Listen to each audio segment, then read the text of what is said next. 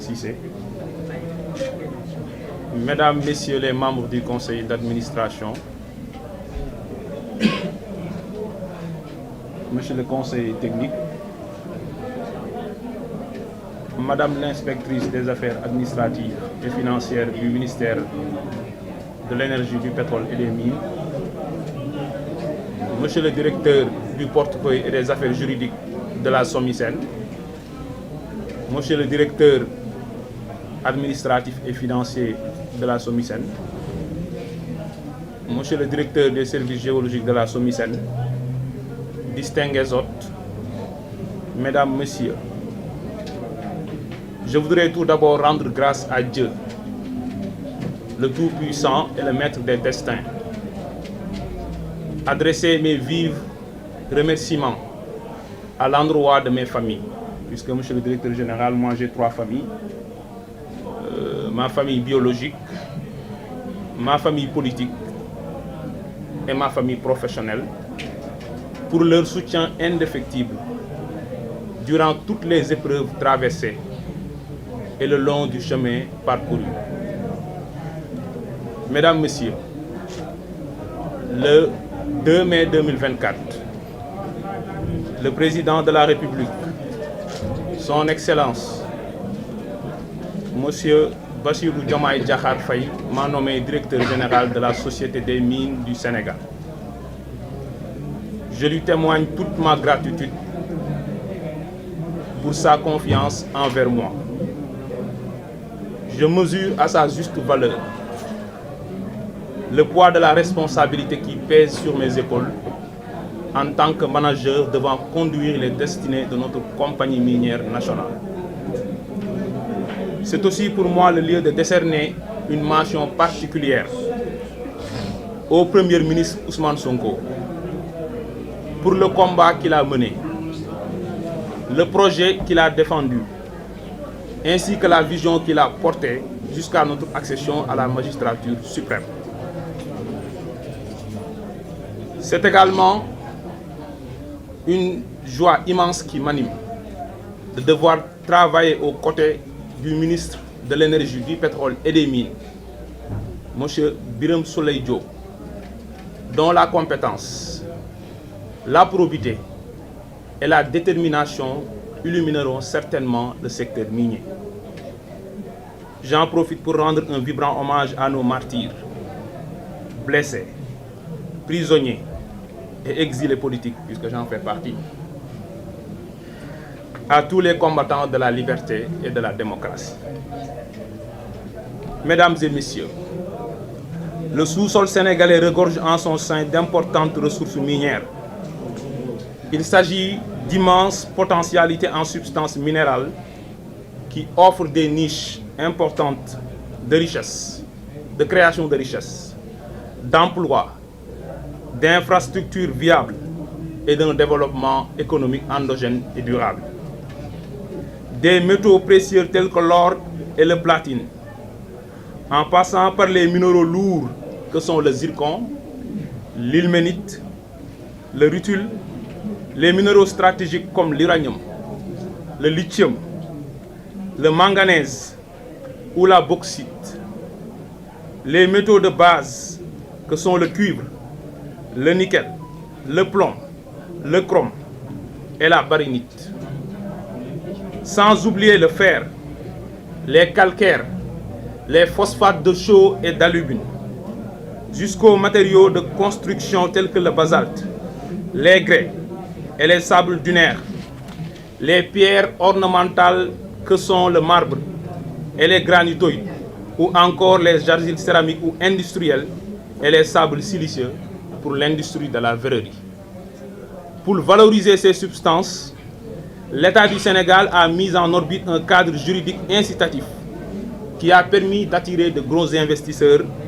dans le secteur minier. Telle est l'économie du code minier du 26 août 1988 qui sera renforcée par celui du 24 novembre 2003. En 2016, la révision constitutionnelle du 5 avril a apporté une innovation majeure en disposant que les ressources naturelles appartiennent au peuple. Dans le même esprit, une nouvelle loi portant révision du code minier a été adoptée le 8 novembre de la même année pour introduire des dispositions favorisant, en tout cas visant à favoriser, une répartition équitable entre les revenus issus de l'exploitation minière, entre l'État et les investisseurs. Ainsi,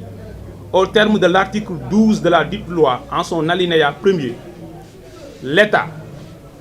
peut entreprendre pour son propre compte, soit directement, soit par l'intermédiaire de sociétés ou de personnes physiques ou morales nationales ou étrangères, agissant seules ou en association avec des tiers, toute opération minière. C'est en application de cette disposition législative que la Société des mines du Sénégal, SOMISEN, a été créée par la loi numéro 2020-31 du 6 novembre 2020. Ayant en charge la gestion du patrimoine minier de l'État, la SOMISEN a été mise sur pied pour accomplir 10 missions, dont la gestion de la participation de l'État dans les opérations minières, la commercialisation des produits miniers revenant à l'État, la détention seule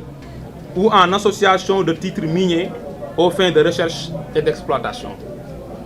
la mise en œuvre des décisions et orientations de l'État en ce qui concerne la stratégie de ces sociétés minières, la participation aux négociations entre les sociétés dans lesquelles elles gèrent les participations de l'État et de toute autre société où cette participation est envisagée, l'examen de la situation économique et financière des sociétés concernées, les principaux programmes d'investissement et de financement, les projets d'acquisition ou de cession de toute question soumise aux organes de gestion et de surveillance de ces sociétés minières, entre autres missions. Donc j'ai cité que 6 missions parmi les 10. Je pense que ce sont les missions principales auxquelles d'autres missions accessoires se greffent. Après sa naissance, la société, sous l'impulsion de son directeur général et suivant les orientations du conseil d'administration, a réalisé des études sur plusieurs projets dont la mise en œuvre pourrait apporter des bons significatifs dans la gouvernance du secteur minier. Dans la foulée, elle s'est dotée d'un plan stratégique dont l'objectif global est la suivante: promouvoir, développer et contrôler l'activité minière en vue de mettre en valeur de façon responsable et durable le potentiel minéral au bénéfice de tous. Sous ce rapport, qu'il me soit permis de décerner ou d'adresser mes vifs remerciements au directeur général sortant, M. Ousmane Cissé, et à l'ensemble du personnel de la société pour le professionnalisme et le dévouement dont ils ont fait montre durant ces 3 dernières années. Je voudrais que toute l'assistance les applaudisse. Toutefois, malgré les efforts colossaux consentis quotidiennement par les agents de la société, la SOMISEN fait face à de multiples difficultés dont les plus marquantes sont la non-effectivité des fonctions de représentation et de gestion des participations de l'État dans les entreprises minières, le manque de ressources financières suffisantes pour bien réaliser les ambitieux programmes de recherche, de valorisation et d'exploitation des substances minérales, l'absence de soutien politique de la part de sa tutelle technique et financière pour fonctionner conformément au rôle stratégique